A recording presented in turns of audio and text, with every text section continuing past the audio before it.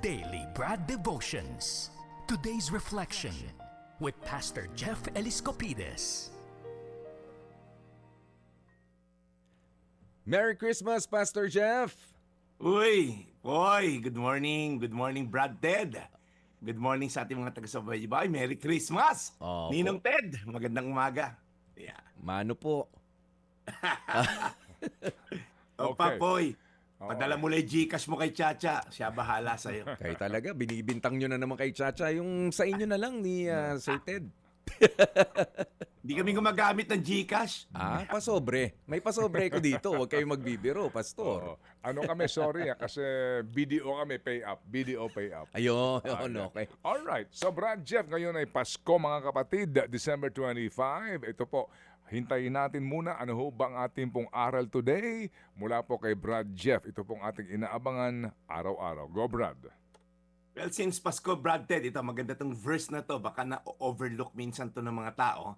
Itong John 1 verse 14. The Word became flesh and made His dwelling among us. So the Word po, ang ibig sabihin niyan, yung si Jesus po yan. The Word was with God and the Word was God. Ito pong Word na to, naging katawang tao, at hindi lang po siya naging katawang tao, nanirahan po siya kasama natin.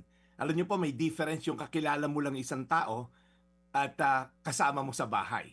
Okay, kakilala natin, for example, ang mga kilalang tao, kilala mo si itong mga, sino ba, mga sikat na tao, politiko, okay, kilala mo yung mga Hollywood actors and actresses, pero iba pag nakasama mo sa bahay. Pwede mo rin sabihin niya sa pananampalataya mo sa Diyos. Maaring kilala mo ang Diyos, pero alam mo bang kasama mo siya at sinamahan ka niya? Kaya ngayong Pasko po, hindi lang siya nagpakilala sa atin na nagpadala ng envoy o nagpadala lang siya ng isang mensahero no bumaba po siya sa lupa. Ano pong mga implikasyon niyan? Number one, naging tao ang Diyos, ibig sabihin naiintindihan niya tayo. The Word became flesh. Hindi lang nga siya nagpadala ng mensahero, siya mismo bumaba at dumating. Okay? Kaya siya mismo naging tao, nakakaranas siya ng pagod, nakakaranas siya ng lungkot, umiyak din siya nung namatayan siya sa kaibigan si Lazarus, nasaktan siya, binetray siya. So, ibig sabihin, naiintindihan niya tayo. Okay? Hindi niya tayo kinakausap mula sa malayo na nasa langit. Naku, sana naramdaman ko yung hirap niyo. Hindi. Na-experience niya po yan. Pangalawa, pinili po ng Diyos yung mag-dwell among us. Hindi po nagdistansya. Okay? Ito pong Old Testament tabernacle na sinasabi, He tabernacled among us.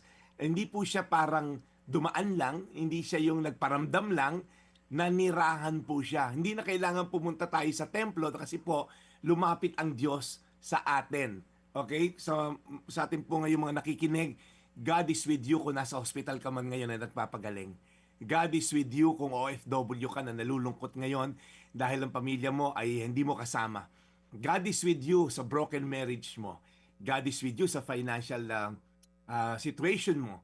So hindi ka iniwan ng Diyos sa gulo, pinili niyang pumasok sa gulo dito sa mundo upang samahan ka. And lastly po, alam niyo po, yung sinabi niya, full of grace din po. Puno daw po siya ng full of grace and full of truth. Kung kayo po ngayon ay taong ngayon na parang pakiramdam niyo kayo makasalanan or kayo ay kinalimutan na ng Diyos, o parang feeling mo ang layo ko na sa Diyos dahil sa mga ginawa kong kasalanan or ako'y namumuhay ng kasalanan, maniwala po kayo na ang Diyos po pinili niya natubusin ka sa ating mga kasalanan, sa iyong mga kasalanan, at hindi niya tayo tiningnan na marumi, makasalanan, sa kanila ako bababa pagka medyo matino na ang mga tao dito sa mundo. Hindi po, sa kalagitnaan ng ating kasamaan, mas pinili niyang bumaba sa lupa. Kaya po pag narinig niyo yung salitang Emmanuel, kasi nasabi ng anghel, papangalanan siyang Emmanuel, it means God with us. Hindi po siya malayo at hindi nakakaramdam ng ating paghihirap. Hindi rin naman siya sobrang malapit na parang feeling mo, okay? Parang nakikialam na siya sa buhay ko. Binigyan din po niya tayo ng free will para mag-decide kung mamahalin natin siya o siya ay ating pupurihin at sasambahin. Again, proximity po, malapit tayo sa Kanya, pero intimacy is a choice. John 1:14, the Word became flesh and made His dwelling among us. Tayo manalangin po ngayon. Panginoon, ngayon pong araw ng Pasko, marami pong mga handaan, reunion. Huwag sana namin makalimutan yung totoong reason for the season, ika nga. Na ikay bumaba sa lupa upang kami damayan sa aming problema, which is our problem with sin and death. Na kung hindi ka, Lord, nag-intervene, hindi ka, Lord, bumaba sa lupa, at hindi ka nanirahan upang mamatay sa krus ng Kalbaryo eventually, Lord, kami ay mga hopeless at helpless people. Kaya Panginoon, salamat po sa diwa ng Pasko, bumaba ka sa lupa, namatay para sa aming kasalanan, bumangon on the third day upang kami ay lubusang iligtas. Salamat po sa mga taong nagdiriwang ngayon. At salamat din, Lord, sa mga taong walang oportunidad magdiwang ngayon, maaaring nasa trabaho, maaaring nasa ospital at may karamdaman.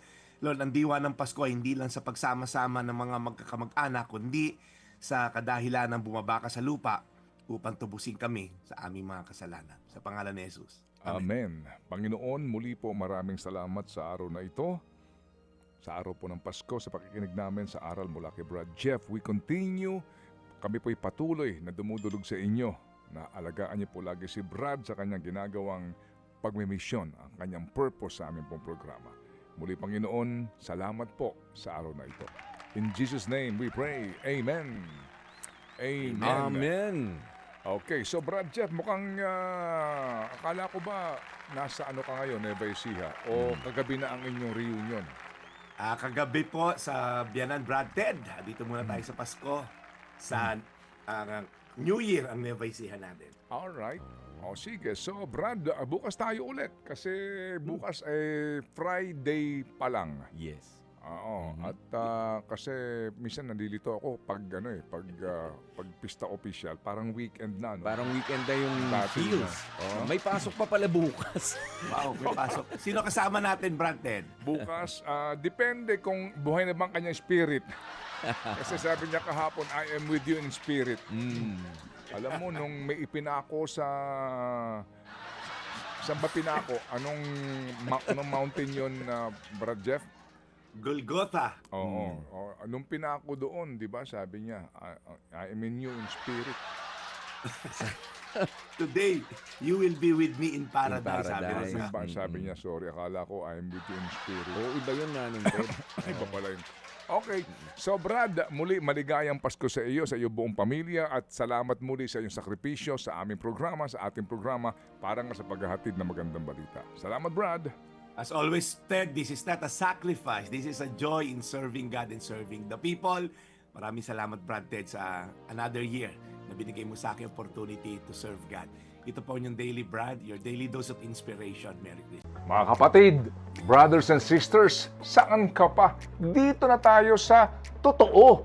Dito na tayo sa True FM. Mga kapatid, mag-subscribe and follow po kayo sa social media accounts ng True Network PH. Yan po kami, hanapin nyo lang True Network PH, Facebook, Instagram, YouTube, TikTok, and podcast. Mapa Apple or Spotify man yan, mahahanap nyo kami. Lahat ng mga napapanood at napapakinggan nyo po sa programa, nasa social media accounts namin yan. So paano mga kapatid? See you sa social media!